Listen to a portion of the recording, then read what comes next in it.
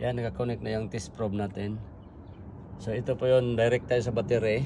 Yan, ito yung wire na gagamitin natin, yung test probe. So pag may ganito kayo mga ka-automotive, okay?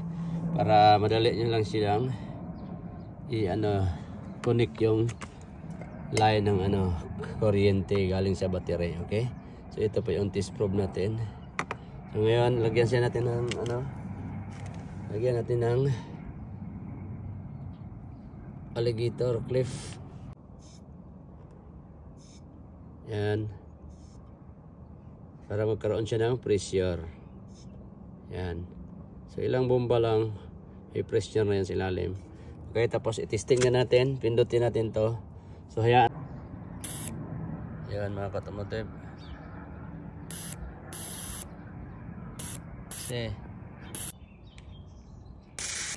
See? Ganyan pag-check mga ka-automotive.